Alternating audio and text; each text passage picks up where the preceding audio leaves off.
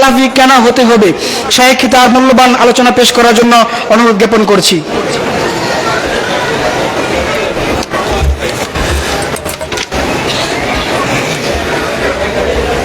আসসালামু আলাইকুম ওয়া রাহমাতুল্লাহি ওয়া বারাকাতুহু। ইন্নাল হামদুলিল্লাহ ওয়াস সালাতু ওয়াস সালামু আলা রাসূলিল্লাহ, আম্মা বা'দ। আউযু বিল্লাহি মিনাশ শাইতানির রাজীম। ওয়া মা আতাকুমুর রাসূল ফাখুযুহু ওয়া মা নাহাকুম আনহু ফান্তাহু। আলহামদুলিল্লাহ, আপনাদের আমাদের সকলের অত্যন্ত প্রাণপ্রিয় প্রতিষ্ঠান এবং আল্লাহর ঘর চাঁদপুর মুসআব বিন উমাইর রাদিয়াল্লাহু আনহু মসজিদ মাদ্রাসা কমপ্লেক্সে আয়োজিত আজকের এই চতুর্থ বার্ষিক হুদ্দালিল মুত্তাকিন কনফারেন্স 2025-এর সম্মানিত সুযোগ্য সভাপতি জনাব আলহাজ মোহাম্মদ তাফাজ্জুল হোসেন, সভাপতি চাঁদপুর মুসআব বিন উমাইর রাদিয়াল্লাহু মসজিদ মাদ্রাসা কমপ্লেক্স, কিছুক্ষণ পূর্বে অত্যন্ত হৃদয় নিংড়ানো মর্মস্পর্শী বক্তব্য পেশ করেছেন চাঁদপুর জেলা জমিয়ত আহলে হাদিসের সুযোগ্য সভাপতি, ঐতিহ্যবাহী জামিয়াত সুন্নাহর প্রতিষ্ঠাতা চেয়ারম্যান এবং কেন্দ্রীয় জমিয়তের দায়িত্বশীল জনাব আলহাজ নূর মোহাম্মদ তালুকদার হাফিজাহুল্লাহ সুবহানাহু তাআলা। আজকে এখানে দেশ বরেণ্য এই মহাসম্মেলনে দেশ বরেণ্য ওলামা কেরাম রয়েছেন। প্রফেসর ডক্টর আহমদুল্লাহ তিরিশালী, সহসভাপতি বাংলাদেশ জমিয়ত আহলে হাদিস, শাইখ ডক্টর আবু আব্দুল্লাহ শহীদুল্লাহ খান মাদানী, সহসভাপতি বাংলাদেশ জমিয়ত আহলে হাদিস। আরও রয়েছেন শাইখ ডক্টর সাইফুল্লাহ মাদানী, অসুস্থতার কারণে আসতে পারেন না, আল্লাহ তাকে পূর্ণ আরোগ্য দান করুন, আল্লাহুম্মা আমিন।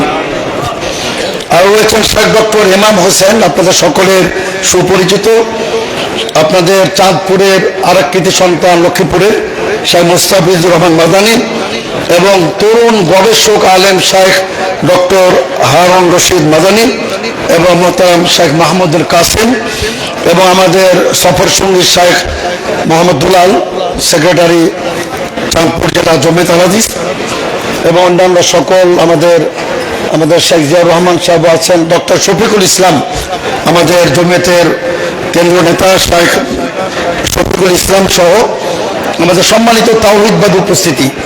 আলহামদুলিল্লাহ, আজকে সত্যি মুসআব বিন উমাইর রাদিয়াল্লাহু মসজিদ মাদ্রাসা কমপ্লেক্স শুধু একটি মসজিদ না, এটি একটি দাওয়াতের প্রাণ কেন্দ্রে পরিণত হয়েছে। আলহামদুলিল্লাহ, এখান থেকে ইসলামের সুমহান শিক্ষা, ইসলামের নীতি নৈতিকতা, মূল্যবোধ, বিশুদ্ধ তাওহীদ ও কিতাব ও সুন্নাহর একটা নির্ভরযোগ্য প্রচার কেন্দ্রে পরিণত হয়েছে চাঁদপুরের চাঁদ স্বরূপ আলোক বর্তিকা স্বরূপ মুসআব বিন উমাইর রাদিয়াল্লাহু আনহু জামে মসজিদ। আলহামদুলিল্লাহ, আজকে এখানে আপনারা এই মহাসম্মেলনে সাড়া দিয়েছেন, আপনাদেরকে আমি স্বাগত জানাই, ধন্যবাদ জানাই।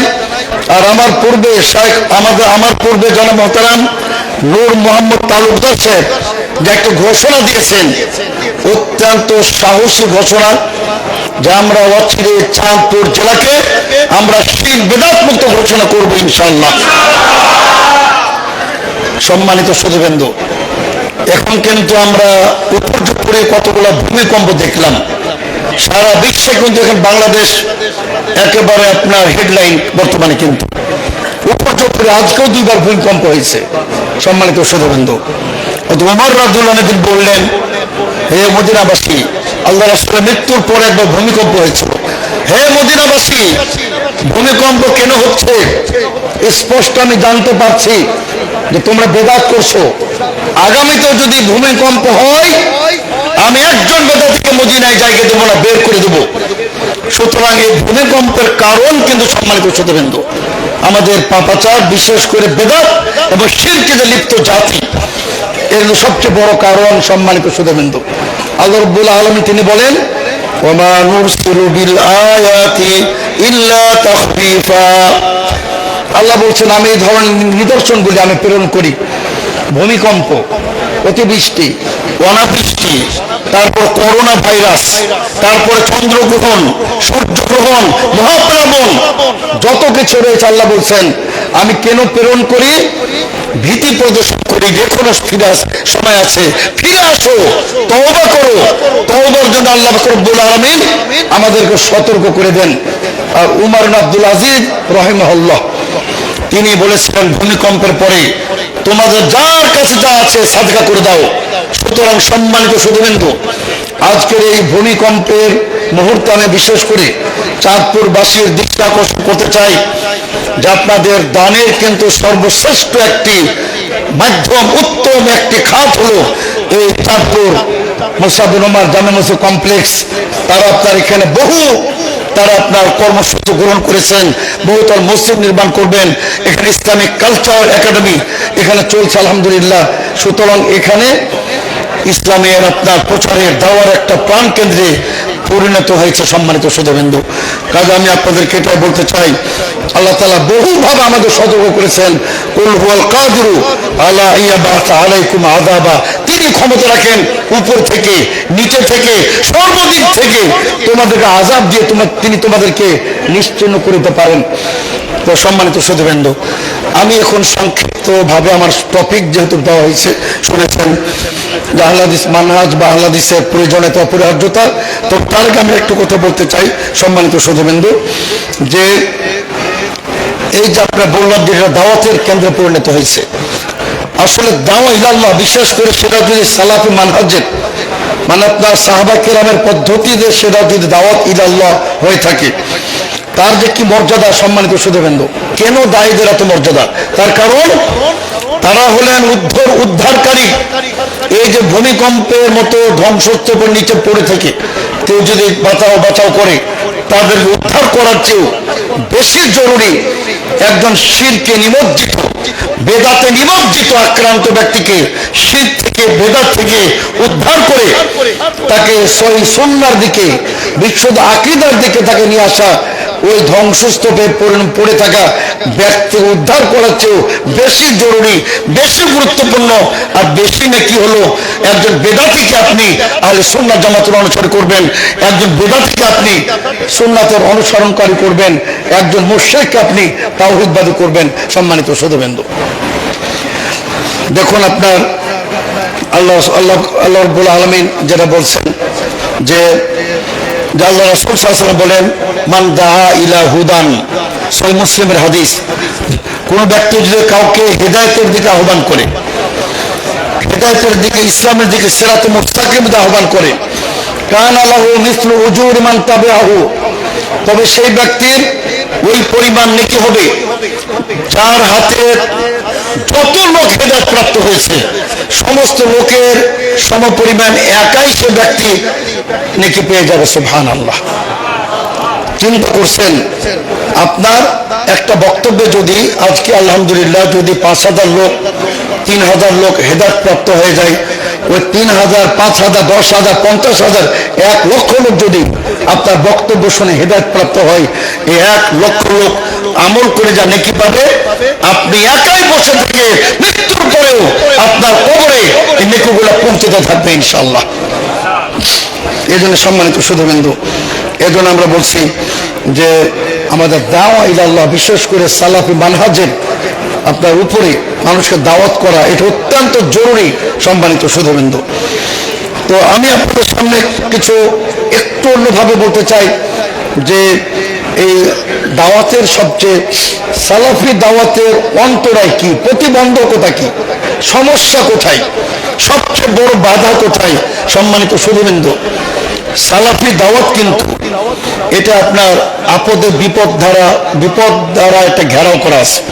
এটা কণ্টকাকীর্ণ পথ, এটা কুসুমাস্তীর্ণ পথ নয়, এটা গোলাপের পাপড়ি বিছানো পথ নাই, রক্তের পথ, সংগ্রামের পথ, বাধার পথ। প্রত্যেকে আম্বিয়া কেরাম তারা বাধার সম্মুখীন হয়েছিলেন, এবং ইসলামের প্রত্যেকটি দাওয়াত, সে দাওয়াত যদি বিশুদ্ধ পথে হয়, সালাফি মানহাজে হয়, সেখানে কিন্তু শুধু বাধা আর বাধা। সম্মানিত শুধুবিন্দু, এই বাংলাদেশে বেরাতে প্রোগ্রাম করবে কোনো বাধা নাই, কাদিয়ানিরা প্রোগ্রাম করবে কোনো বাধা নাই, ওই আপনার বাউলরা প্রোগ্রাম করবে কোনো বাধা নাই, সুফিরা প্রোগ্রাম করবে, কোনো বাধা নাই, শিয়ার প্রোগ্রাম করে বাধা নাই। বাধা কেবলমাত্র আহলে হাদিসরা করলে, সালাফিরা করলে, সহিহ সুন্নাহর অনুসারীরা কোনো প্রোগ্রাম করলেই বাধা, বাধার বাধা। কিন্তু মনে রাখবেন, যত বাধা আসবে আল্লাহ তাআলা ওয়াদা করেছেন, আল্লাহু মুতিম্মু লিনূরিহি ওয়ালাউ কারিহাল কাফিরুন। আল্লাহ তাআলা তার জ্যোতিকে, তার নূরকে, তার ইসলামকে তিনি পূর্ণতা দান করবেন ইনশাআল্লাহ। তো কাজে সম্মানিত সুধীবৃন্দ, আমি আপনাদের সামনে মৌলিকভাবে দুই একটা কথা বলতে চাই। এই সালাফি দাওয়াতের বাধা কিন্তু একটা ইন্টারনাল, এক্সটার্নাল। একটা হলো অভ্যন্তরীণ আর একটা বাহিরের। অভ্যন্তরীণটা সবচেয়ে বড় এখন সমস্যা। তবে আমি মনে করি ওদের অভ্যন্তরীণ কাউন্ট করাই ঠিক না। যার বেদাতি, যারা তথাকথিত সুফি, এরা আসলে এখন আর অভ্যন্তরীণ নয়। এরা বিহত আপনার এমন মারাত্মক ভ্রান্তির মধ্যে আছে যে আমরা তাদেরকে আপনার ইসলাম থেকে আমার মনে হয় বের করে দিলে সমস্যা নেই। তার যাদের ইমান ঠিক নাই, আকীদা ঠিক নাই, এটা একটা বড় সমস্যা। সম্মানিত সুধীবৃন্দ, এখন আসুন আমি একটা প্রশ্নের উত্তর দিতে চাই যে এত বাধা আমরা কেন থেমে যাই না? কেন আমরা আমাদের সংগ্রাম চালিয়ে যাই? কেন আমরা আমাদের দাওয়াতকে চালিয়ে যাই? তার কারণ কি সম্মানিত সুধীবৃন্দ? কারণ আল্লাহ রাব্বুল আলামিন তিনি বলে দিয়েছেন, ইন্নাল্লাযীনা ইয়াকতুমুনা মা আনজালনা মিনাল বায়্যিনাতি ওয়াল হুদা মিন বা'দি মা বায়্যানাহু লিন-নাস উলাইকা ইয়ালআনুহুমুল্লাহ ওয়া ইয়ালআনুহুমুল লাঈনুন। আল্লাহ রাব্বুল আলামিন সূরাতুল বাকারার 159 নম্বরে তিনি বলতেছেন যে যারা আমি যা নাযিল করেছি হেদায়েতের কিতাব, আলোর পথ, আমি যেটা অবতীর্ণ করেছি এটাকে যারা গোপন করে দেয়, আল্লাহ বলছেন এদের প্রতি আল্লাহ লানত বর্ষিত হবে, তারা হকের গোপনকারী। এজন্য সম্মানিত সুধীবৃন্দ, আমরা হক গোপন করতে পারি না। সম্মানিত সুধীবৃন্দ, আমরা হকের দাওয়াত আমরা পৌঁছে দেবো ইনশাআল্লাহ সারা বাংলাদেশে। আমরা মনে করি আমাদের মোহতারাম নূর তালুকদার সাহেব যেভাবে বলেছেন যে চাঁদপুরকে বেদাত মুক্ত, শিরক মুক্ত, আমরা আশা করি সেদিন বেশি দূরে নয় যেদিন আমরা সমগ্র বাংলাদেশকে আমরা শিরক বা বেদাত মুক্ত ঘোষণা করতে পারবো ইনশাআল্লাহ। সম্মানিত সুধীবৃন্দ, একজন অ্যানালাইসিস করেন জামাত ইসলামের সাথে তার একটু সম্পর্ক, উনি একটি বক্তব্য বলেছেন যে সমগ্র বাংলাদেশে প্রতি বছর লক্ষ লক্ষ লোক আহলে হাদিস হয়ে যাচ্ছে, কিন্তু সমগ্র বাংলাদেশে 10 জন খুঁজে পাওয়া যাবে না এই 5 বছরে 10 বছরে যে 5 জন 10 জন লোক আহলে হাদিস বা সালাফি মাযহাব মানে ছেড়ে দিয়ে কেউ হানাফি হয়ে গেছে বা পীরবাদ গ্রহণ করেছে। কারণ কি? তিনি বলেছেন আহলে হাদিসের দলিলের শক্তি অকাট্য দলিল, অখণ্ড দলিল। সম্মানিত সুধীবৃন্দ, অখণ্ড দলিল আমাদের, যেটা আপনার অকাট্য দলিল। তার কারণ আমাদের প্রত্যেকটা দলিল সম্মানিত সুধীবৃন্দ এই কিতাবুল্লাহ দিয়ে অথবা সুন্নাহ দ্বারা, সহিহ বুখারী মুসলিমের হাদিস দ্বারা প্রমাণিত আলহামদুলিল্লাহ।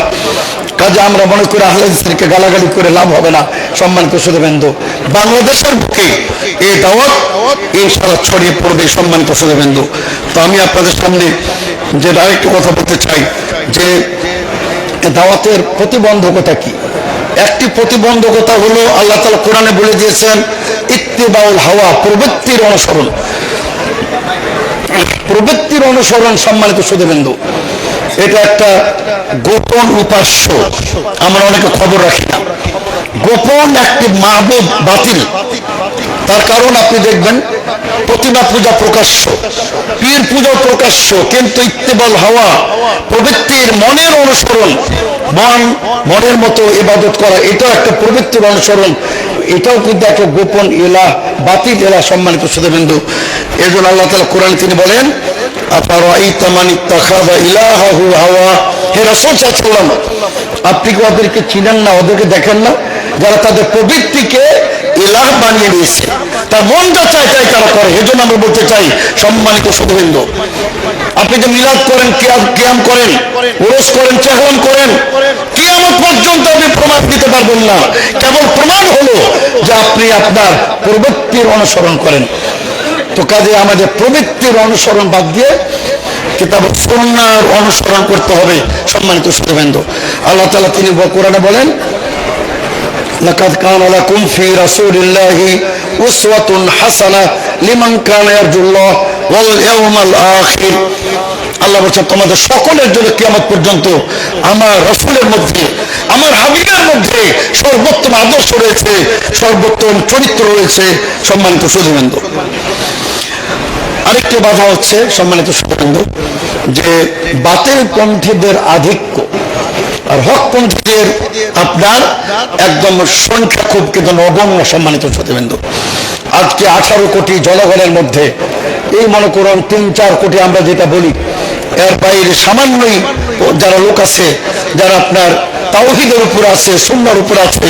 সম্মানিত সুধীবৃন্দ, তো কাজে আমি কথা বলতে চাই যে আল্লাহ তাআলা কোরআনে বলছেন, আপনি তো মাঝে মাঝে অহংকার করেন যে আমরা হানাফিদের, পীরপন্থীদের, সুফিদের সংখ্যা অনেক বেশি, কিন্তু আল্লাহ তাআলা কি বলেন, ওয়াইন তুতিউ আকসারা মান ফিল আরদি ইউদিল্লুকা আন সাবিলিল্লাহ। আল্লাহ বলছেন, হে রাসূল সাল্লাল্লাহু আলাইহি ওয়াসাল্লাম, আপনি যদি অধিকাংশ লোকের অনুসরণ করেন, ওরা আপনাকে সিরাত মুস্তাকিম থেকে বিচ্যুত ঘটাই দিবে, পথভ্রষ্ট করে ছাড়বে।